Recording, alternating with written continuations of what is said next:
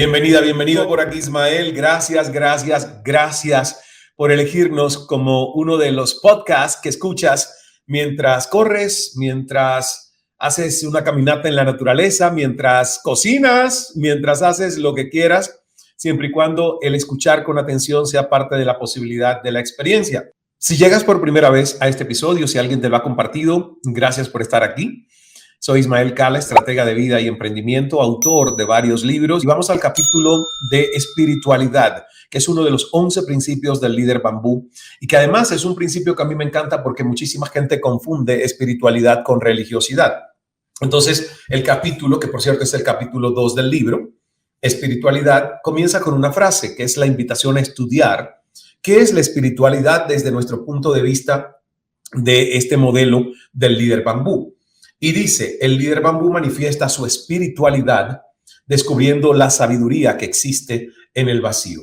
Entonces, es maravilloso. Y comienza también con una leyenda hindú que habla de que en los albores de la humanidad, todos los seres humanos éramos dioses y jugábamos y nos divertíamos sin cesar en cada rincón de la tierra, gozando de las bondades ilimitadas de la divinidad, que por cierto, no nos han quitado muchas, porque imagínense la imaginación que nosotros tenemos para poder hacer todo lo que el ser humano ha hecho y lo que falta. Cuando yo ahora me conecto a ChatGPT y converso con ese software de inteligencia artificial que conversa conmigo, que me devuelve redacción, textos, respuestas, hasta poesías, cuentos, historias, fábulas, yo digo, esto que es incipiente hoy, ¿dónde estará en el metaverso, la realidad virtual? Acabo de hacer también este año mi primera holografía en un beaming o una transmisión holográfica, estando yo en India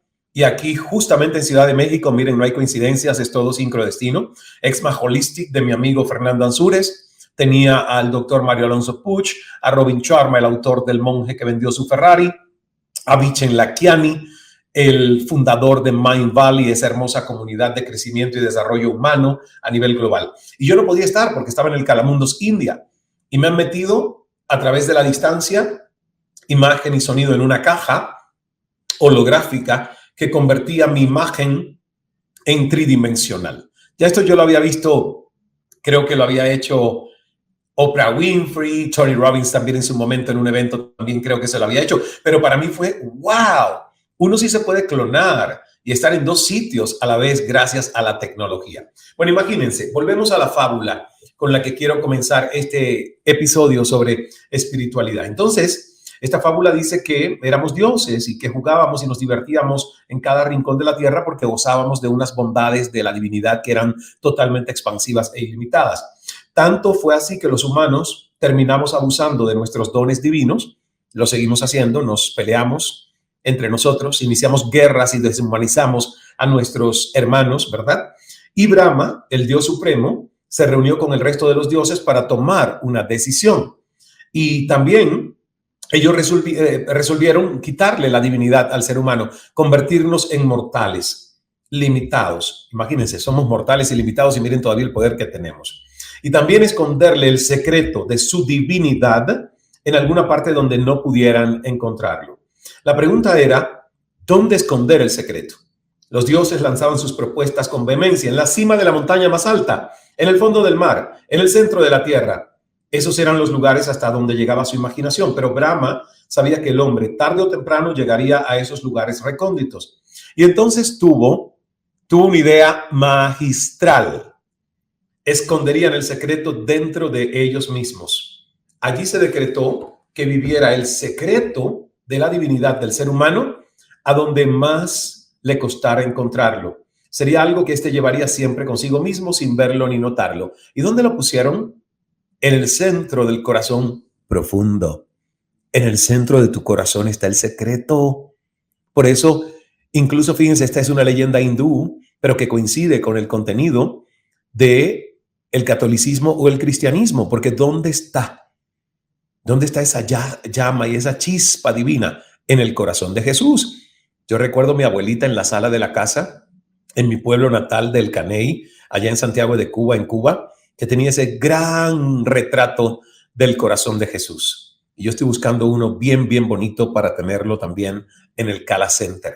Entonces, fíjense que nosotros tenemos que aprender a entendernos, aprender a saber que hay una partícula de Dios, a lo que nosotros llamamos espíritu, energía vital, una energía que tiene, por cierto, moléculas que no solo son oxígeno, no, hay otros ingredientes y hay algo muy sutil que los indios llaman el prana y que los chinos y asiáticos llaman el chi, y es esa partícula de vida que en el aire nos mantiene con una buena vibra, conectados a la fuente, conectados a la matriz, conectados a la divinidad, conectados a Dios. Entonces, este sentido de espiritualidad es lo que a nosotros nos dice, wow, yo no soy solo materia, yo soy espíritu.